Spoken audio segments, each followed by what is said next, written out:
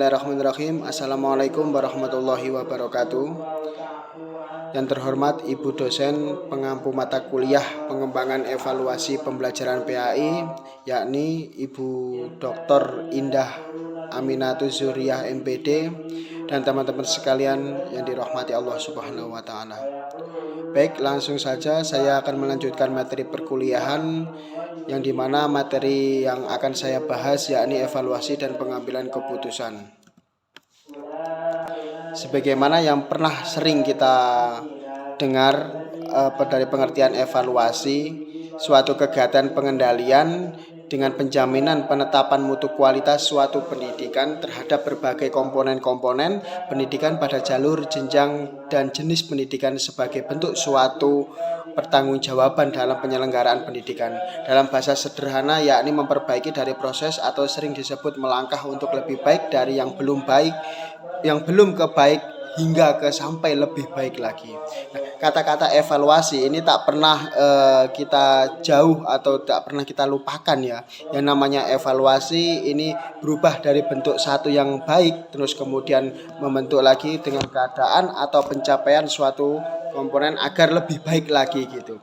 Jadi seperti halnya evaluasi ini pembenahan dari satu terus dibenahi ke dua, terus kemudian dua kita benahi ke 4 dan sebagainya. Ini sering kita dengar ya. Bahkan di jenjang S1 atau di jenjang pendidikan aliyah atau SMA sederajat. Ini pernah kita terjun di dunia organisasi awal yang dinamakan OSIS. Sebagaimana dalam kegiatan OSIS tersebut banyak sekali statement-statement kita yang akan kita lakukan, program kita yang akan berjalan ke hari berikutnya, terus kemudian ke jenjang jangkauan pendek dan jangkauan panjang. Itu setelah melakukan atau melaksanakan kegiatan yang awal, terus kemudian kita melakukan kegiatan selanjutnya. Ini kita benahi dari kegiatan yang awal dulu. Ini bagaimana kita letak kesalahan, kekurangan kita, kelemahan kita letak di mana. Terus kemudian akan melaksanakan lagi kegiatan selanjutnya sehingga kita dapat memperbaiki dari permasalahan kegiatan pertama, terus kemudian melanjutkan ke kegiatan yang kedua. Ini dapat berjalan yang efektif atau yang lebih baik lagi dari yang kedua gitu. Terus selanjutnya yakni tujuan umum. Nah, tujuan dari evaluasi tersendiri ada dua. Yang pertama adalah tujuan umum dan tujuan khusus. Yang dimana tujuan umum ini yakni untuk menghimpun suatu bahan-bahan keterangan yang akan dijadikan ke dalam salah satu bukti mengenai taraf kualitas perkembangan dan kemajuan dari peserta didik setelah dalam pelaksanaan proses belajar mengajar dan untuk meningkatkan efektivitas pengajaran. Nah, ini yang kali ini materi yang akan saya bahas evaluasi dan pengambilan keputusan. Sebagaimana ini di dalam dunia pendidikan. Nah, untuk tujuan umumnya tersendiri ini sebagaimana tujuan dari evaluasi tersendiri ini di lingkup suatu lembaga atau instansi pendidikan, misalnya kita ambil di sekolah SMA misalkan seperti itu. Nah, dari sekolah SMA dari tingkat SMA tersendiri ini dapat kita ambil atau kita lakukan evaluasi. Sebagaimana misalkan kita di zona yang lagi tren sekarang ini ya, bukan tren ya, yang kita alami gitu ya. Seperti halnya dari corona misalkan seperti ini. Nah, dari corona seperti ini dapat kita jadikan pembelajaran. Sebagaimana tahun kemarin itu corona timbul kan 2020 ya. 2020 corona timbul, terus kemudian dari 2021 kita evaluasi kembali bagaimana tahun 2020 ini corona timbul, terus kemudian sehingga 2021-nya ini masih adakah, layakkah kita untuk melakukan suatu pembelajaran tatap muka. Nah, di sini perlu kita evaluasi kembali dari tahun ke yang kemarin. Ini menjadi sebuah problem besar gitu ya di seluruh dunia gitu, bahkan dan di Indonesia khususnya di negara kita. Ini sebagaimana pembelajaran ini mayoritas ini menggunakan daring gitu ya. Meskipun di pelosok-pelosok ini seluruh kepala daerahnya bahkan menerapkan suatu pembelajaran ini harus daring, tidak boleh luring atau tatap muka secara langsung. Nah, ini menjadi salah satu tujuan umum untuk kegiatan tujuan evaluasi tersendiri ini. Dari tahun 2020 corona muncul, terus kemudian 2021 corona masih ada. Nah, ini di suatu lembaga atau instansi SMA ini melakukan suatu evaluasi dari tahun ke tahun. Nah, ternyata untuk 2021 ini tidak memungkinkan untuk suatu pembelajaran tatap muka atau luring ini. Nah, terus kemudian 2022 ini masih ada lagi corona, bahkan ada lagi yang namanya Omicron misalkan seperti itu. Nah, ini merupakan suatu tujuan umum dari tujuan evaluasi, yang dimana letak suatu evaluasi atau pengevaluasian ini melingkupi suatu SMA atau instansi yang sifatnya secara umum atau global atau universal seperti itu. Terus kemudian tujuan khusus, yakni merangsang kegiatan peserta didik dalam menempuh program pendidikan. Tanpa adanya evaluasi, maka tidak akan bisa muncul motivasi atau rangsangan pada diri peserta didik untuk meningkatkan potensi peserta didik dan juga menentukan faktor-faktor dari penyebab keberhasilan dan kegagalan peserta didik dalam mengikuti program pembelajaran. Nah, tadi kita membahas tujuan umum, terus kemudian ini tujuan khusus. Nah, di mana tujuan pengevaluasian ini tertuju ke khususnya atau ke satu ranah yang sifatnya objektif yang tidak bisa berubah. Seperti halnya peserta didik, kita ambil contoh. Nah, peserta didik ini misalkan di dalam suatu kelas ada 23 orang, misalkan 23 anak. Toh ada satu anak kemungkinan yang kurang berpotensi dalam suatu pembelajaran misalkan seperti itu. Nah, ini perlu kita evaluasi kembali. Jangankan untuk satu anak yang perlu kita evaluasi lebih teliti, kita teliti dari 23 anak ini tadi seluruhan ini. Di dalam kelas misalkan kelas A misalkan, ini terdiri dari 23 siswa putra-putri misalkan seperti itu.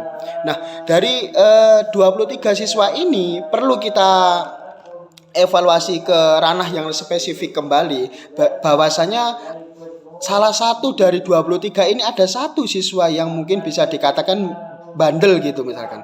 Nah, ini bagaimana cara mengatasinya, terus kemudian bagaimana cara ininya. Ini tidak satu siswa dulu, kita evaluasi 23 ini.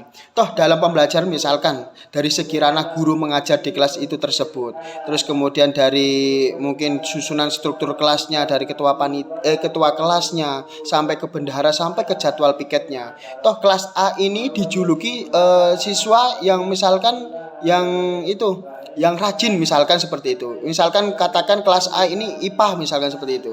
Nah, kelas ini sewaktu di dalam kelas meeting misalkan, kelas A ini selalu mendapatkan juara semua, misalkan dari olimpiade cerdas cermat, terus kemudian dari serga ekstrakurikuler basket dan lain sebagainya, entah itu jenjang ekstra atau intra. Ini mereka kelas A ini selalu dominan mendapatkan juara. Cuman satu anak ini yang mungkin bisa dikatakan bandel seperti itu. Nah, ini sebagaimana pengevaluasian seperti ini dapat kita melihat jadi segi ranah. Bagaimana cara kita menimbulkan motivasi satu anak ini agar mengikuti mayoritas di kelasnya ini siswa teman-temannya ini rajin misalkan seperti itu. Nah, kita timbulkan motivasi, terus kemudian kita rangsang suatu problem-problem, suatu rangsangan kita rangsang siswa-siswi tersebut ini 23 anak ini dengan kebaikan-kebaikan yang kita sampaikan. Terus sehingga satu anak ini mungkin bisa dikatakan kalau misalkan masih pun tidak bisa mengikuti dari teman-temannya yang bisa dikatakan rajin, terus kemudian ini dan A dan ini misalkan seperti itu. Nah, berarti siswa satu ini perlu kita bimbing yang lebih khusus gitu sifatnya. Tetapi tujuan khusus ini bukan berarti hanya bersifat secara individual, akan tetapi secara spesifiknya ini menuju ke ranah perbaikan yang sifatnya secara instan gitu kan seperti itu. Oke, nah terus selanjutnya ada tahapan kegiatan evaluasi yang dimana ada tahapan persiapan. Nah, di tahapan persiapan ini bisa dikatakan seperti halnya dalam kegiatan evaluasi tahap awal, yakni prepare atau persiapan.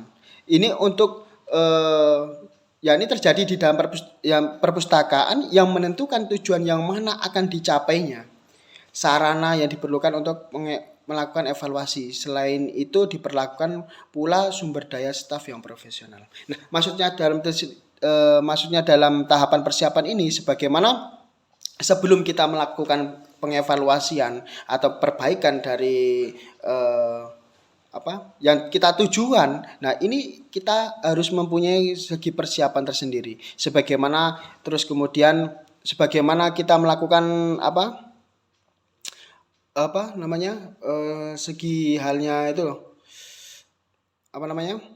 percobaan misalkan seperti itu. Nah, dari percobaan tersendiri ini kita tes mungkin bisa seperti itu. Nah, kemudian kita tes, kita beri contoh soal A, soal B. Nah, kemudian dari sini kita statement gini, kita bisa menilai dari pencapaian soal A dari hari ke hari, terus kemudian kita berikan contoh soal B dari minggu ke minggu. Nah, ini kemungkinan pasti ada suatu perubahan atau perbedaan. Nah, letak di sinilah yang dapat kita pengambil kegiatan atau pengevaluasian gitu ya. Dari segi persiapan ini kita persiapkan bahan-bahan, mungkin bisa kita mengevaluasikan, misalkan kita mengevaluasi di SMA misalkan seperti itu. Nah, SMA ini kenapa kok setiap tahun ke tahun ini penerimaan senam PTN di perguruan tingginya misalkan menurun misalkan seperti itu. Nah, ini misalkan sebelum kita melakukan pengevaluasian, ini terjadi kesalahan apakah?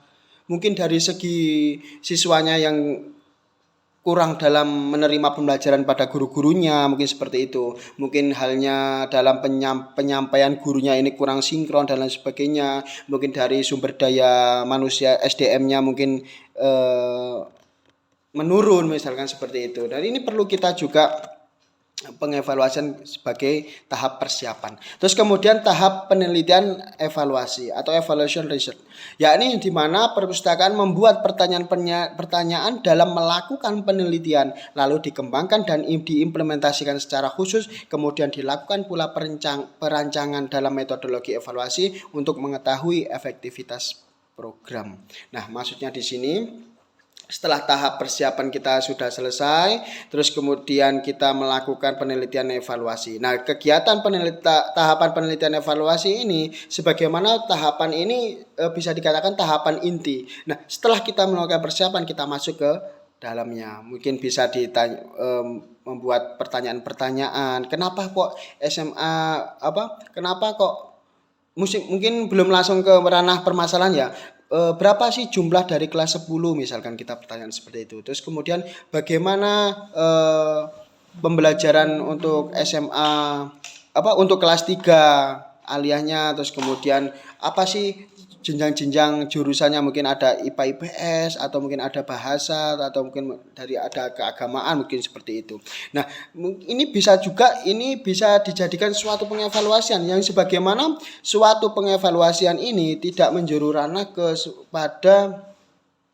kepada sekali pandang, akan tetapi kita kita ulang-ulang lagi gitu, seperti hanya pertanyaan-pertanyaan tadi, karena kegiatan pengevaluasian ini tidak bisa terjadi hanya satu kali kalau menurut saya, akan tetapi harus dilakukan secara berulang-ulang gitu, sehingga dapat menentukan suatu keputusan atau akhir dari pencapaian evaluasi atau tujuan yang maksimal dalam kegiatan evaluasi.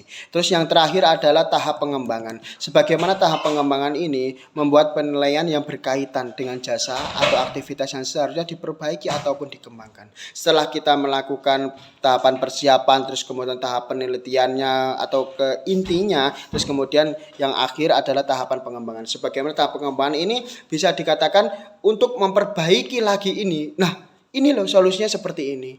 Oh, permasalahan seperti ini. Oh, ini loh jawabannya seperti ini. Nah, ini perlu juga akan halnya penting sekali gitu loh. Dalam misalkan suatu ban bocor. Nah, itu kalau misalkan bannya agar bisa normal kembali kan ditambal. Nah, kan seperti itu. Seperti halnya kalau misalkan sekolahnya mendapatkan suatu permasalahan atau mendapatkan suatu problem. Nah, ini harus ada solusinya atau sebagai pelapis penutup kebaikannya. Bagaimana ini? Kalau misalkan tidak bisa, berarti diulang lagi kedua kalinya. Kalau tidak bisa 3 kali. Kalau tidak bisa lagi, nah baru nanti kita akan bahas suatu pengambilan keputusan seperti itu. Nah, ini yang kemudian adalah pengambilan keputusan. Nah, untuk pengambilan keputusan tersendiri, ini maksudnya apa? Ya, ini bentuk usaha atau pencapaian dari kejadian-kejadian dan pembentukan masa depan. Pengambilan suatu kebijakan atau langkah yang dilakukan pimpinan dalam memutuskan suatu keputusan. seperti halnya Pak Joko Widodo gitu ya. Kita ambil seperti contoh presiden kita. Nah, Pak Jokowi telah memutuskan bahwasanya untuk untuk syarat mudik pada Ramadan atau Idul Fitri 1443 Hijriah ini atau tahun 2022 ini menyatakan bahwasanya boleh mudik kalau sudah vaksin 2 kali atau booster, kan seperti itu ya. Syaratnya seperti itu. Nah, itu suatu bentuk pengambilan keputusan atau kebijakan yang diambil oleh pimpinan atau hak pemegang wewenang. Nah, seperti itu. Nah, kalau di dunia pendidikan, pengambilan keputusan ini dilakukan oleh kepala sekolah ya yang utamanya. Terus kemudian dari spesifik tujuan khususnya ini diambil oleh guru atau wali kelas seperti itu. Nah, terus kemudian ada aspek dalam pengambilan keputusan, yakni aspek internal atau pengetahuan. Nah, aspek internal atau pengetahuan ini yakni seseorang mampu tidak langsung akan berpengaruh dalam melakukan pengambilan suatu keputusan. Nah, karena semakin luasnya pengetahuan seseorang, maka semakin pula mempermudah dalam pengambilan keputusan. Seperti halnya kepala sekolah mengambil keputusan dalam kebijakannya di instansi lembaga sekolah misalnya seperti itu. Nah, ini sebelum melakukan suatu keputusan, ini kepala sekolah ini akan harus lebih tahu dalam perkembangan atau dalam statement kinerja di staf-staf dalamnya. Misalkan seperti halnya di Waka Kurikulum. Nah, kepala sekolah ini jangan semaunya toh menjabat sebagai kepala terus kemudian ada jadwal undangan misalkan di intra beliau berangkat, terus kemudian ada di internal rapat, mungkin rapat mingguan, rapat bulanan, dan rapat tahunan mungkin seperti itu. Toh jangan sekali tidak mau tahu misalkan seperti itu. Aku kepala ini, kamu selaku Waka Kurikulum, terus kemudian kamu sebagai guru BK, toh urusi saja pekerjaan. Nah, jangan seperti itu. Karena menurut saya kepala sekolah ini harus tahu semua kegiatan-kegiatan yang bersifat internal di dalam sekolahannya. Toh harus juga bisa mengayomi dari kurikulum misalkan seperti itu. Terus kemudian dari segi bimbingan konseling, terus kemudian dari staf akademik dan lain sebagainya. Ini harus bisa mempunyai pengetahuan yang sifatnya universal gitu. Toh juga kalau misalkan plus profesional, paham tentang dunia pendidikan, tidak hanya tahu tentang kesifat individuan di dalam sekolah tersebut, akan tetapi bisa mengambil dari misalkan di sekolah si A itu bagus, kemudian di sekolahnya sendiri ini kurang gitu. Nah, bahkan bisa diambil cuplikan itu apa yang menonjol di sekolah si A tersebut, terus apa yang bisa menjadi sekolah itu unggul. Nah, itu kita ambil bibit-bibit poin-poin penting-pentingnya, kita tanamkan di sekolah kita. Kalau misalkan bersifat profesional plus seperti itu ya. Jadi untuk aspek dalam pengambilan keputusan ini ada aspek internal. Nah, salah satunya aspek internalnya ini suatu pengetahuannya tuh di dalam suatu instansinya, di dalamnya ini kepala sekolah itu harus bisa mumpuni dalam memahami seluruh bentuk konsep kinerja atau staf-staf yang bekerja di sekolah tersebut. Nah, terus kemudian ada aspek eksternal. Nah, ini atau sifatnya orang lain atau antar individu. Nah, ini sebagaimana yang dianut oleh individu yang bagaikan kerangka bagi perbuatan individu. Hal ini berpengaruh terhadap proses pengambilan keputusan. Ini juga berpengaruh. Jangan halnya dalam pengambilan keputusan ini sedikit banyak perilaku orang lain dalam mengambil keputusan. Pada gilirannya juga sangat berpengaruh pada perilaku individu dalam pengambilan keputusan. Nah, misalkan pengambilan keputusannya ini kepala sekolah. Terus kemudian jangan sewenang-wenangnya ini misalkan jabatan si A atau memang si A ini kepala sekolah misalkan seperti itu. Terus kemudian ada guru pengampu akademik B misalkan, dalam pengabdiannya ini beliau ini lebih lama daripada si A yang kepala sekolah ini baru diangkat beberapa tahun misalkan seperti itu. Akan tetapi yang si B ini guru yang sudah lama tersendiri dari si A, ini sudah puluhan tahun misalkan seperti itu. Nah, jadi untuk pengambilan keputusan ini perlu kita perlu kita sinkronkan bahwasanya jangan sampai pengambilan suatu keputusan ini ada suatu bentuk yang tidak saling bentuk yang tidak saling berkontribusi, akan halnya menolak atau positif negatif seperti itu. Nah, kalau misalkan dari pendapatan pengambilan keputusannya kepala sekolah misalkan seperti ini, terus kemudian guru yang lebih lama terus kemudian ini, walah mentang-mentang ini si menjabat seperti ini, keputusannya sak wenang-wenang seperti ini. Nah, ini jangan sampai terjadi seperti itu. Kita bentukkan musyawarah yang lebih baik lagi. Jangan sampai suatu pengambilan keputusan ini ada suatu statement yang tidak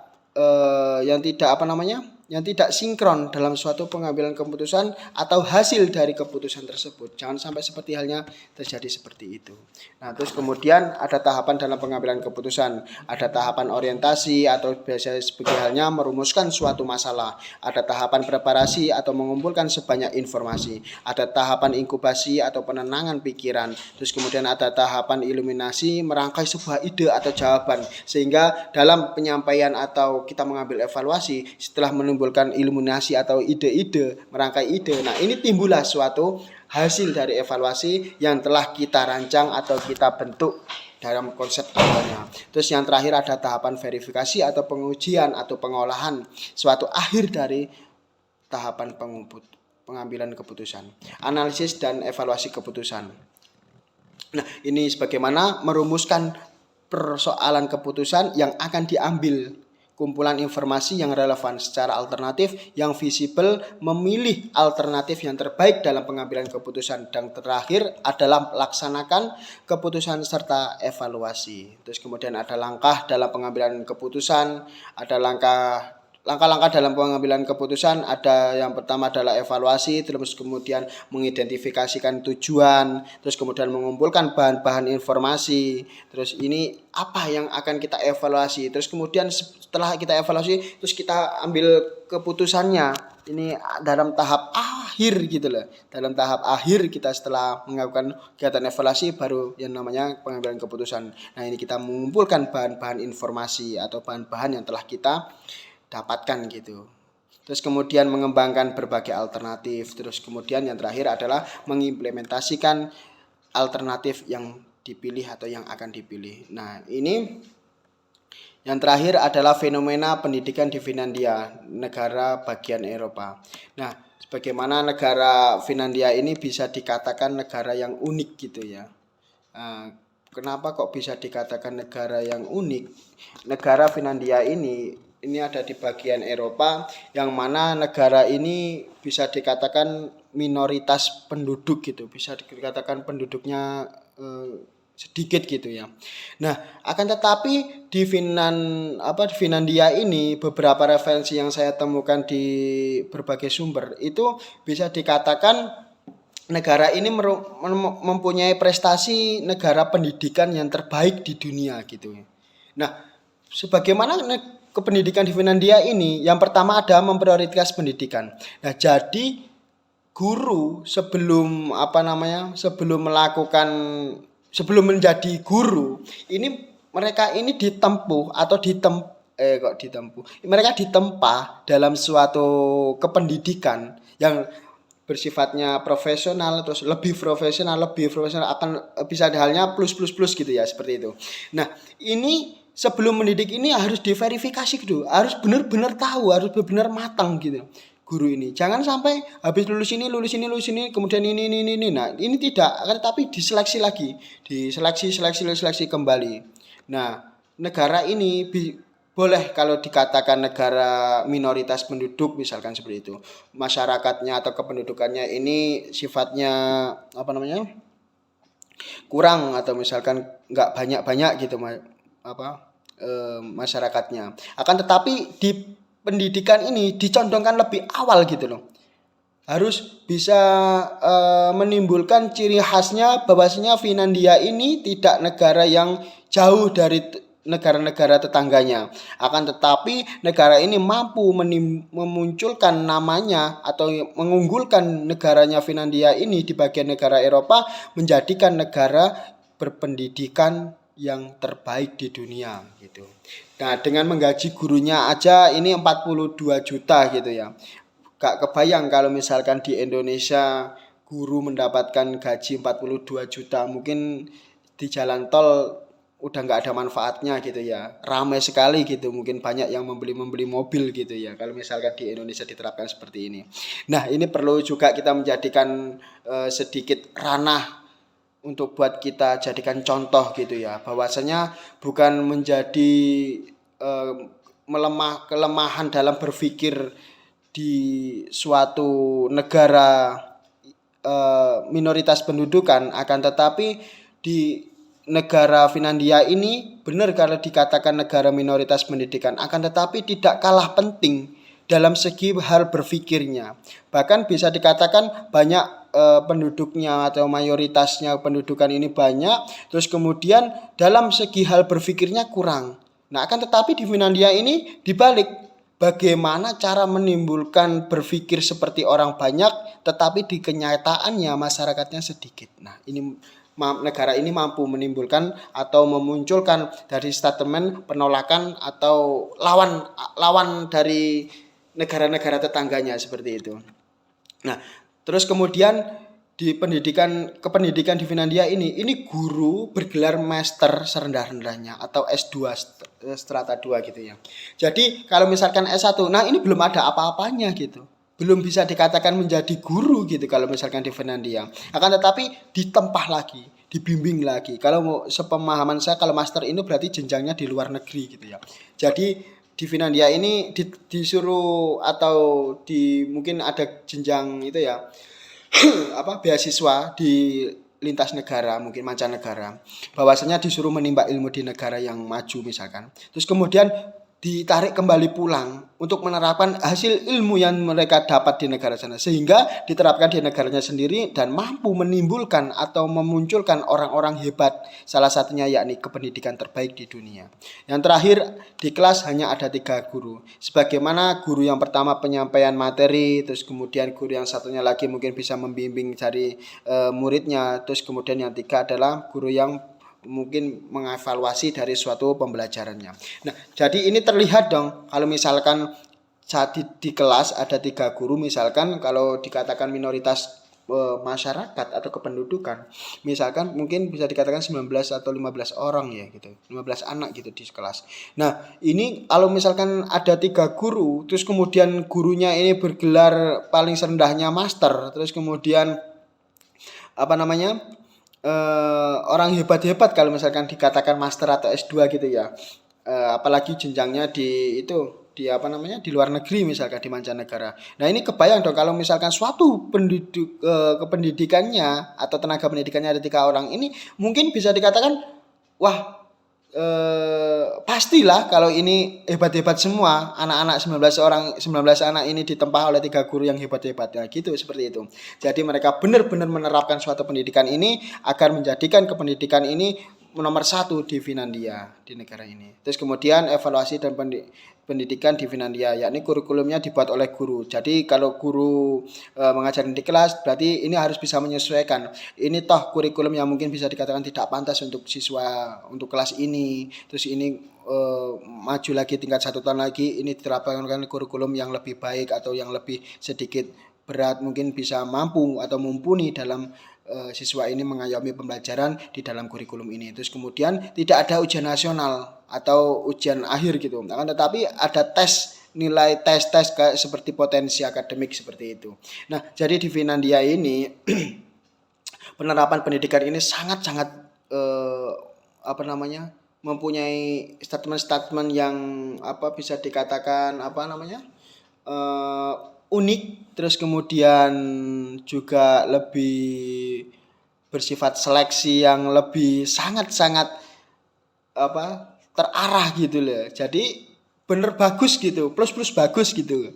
Terus yang terakhir ada siswa yang kurang mampu akan dibimbing sampai bisa. Nah, jadi terbayang dong, pasti tidak ada siswa yang goblok di sana gitu, seperti itu halnya.